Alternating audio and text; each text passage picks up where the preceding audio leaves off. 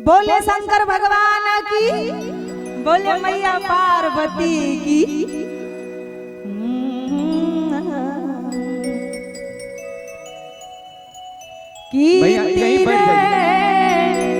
शिव के करनवा गौरी बन में ना होती रे।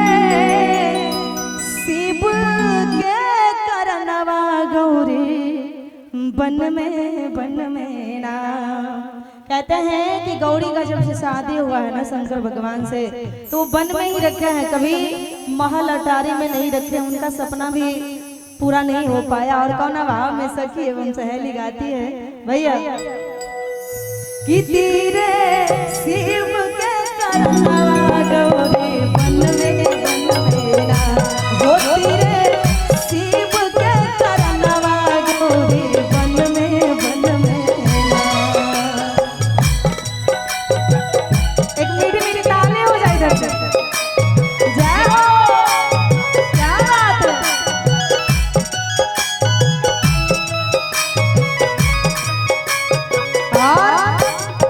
पोथी देखलन पतरा देखलन नारदा भवानवा।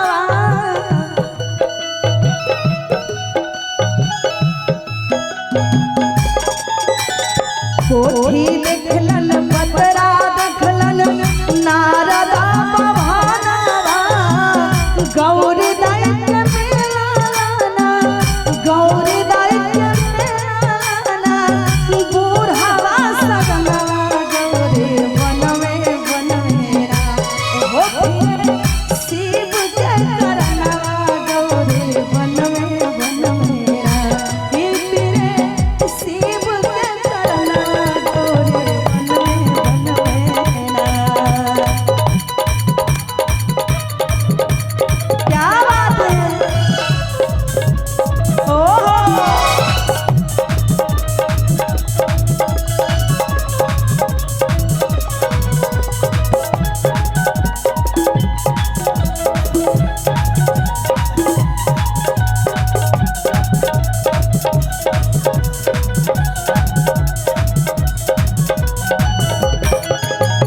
क्या बात है।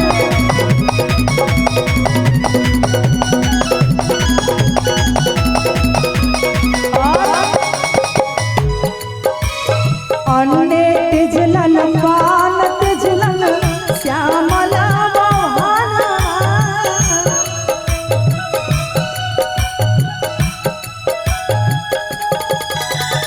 अन्ने तिजलन पान तिजलन बदन में आभूषणवा।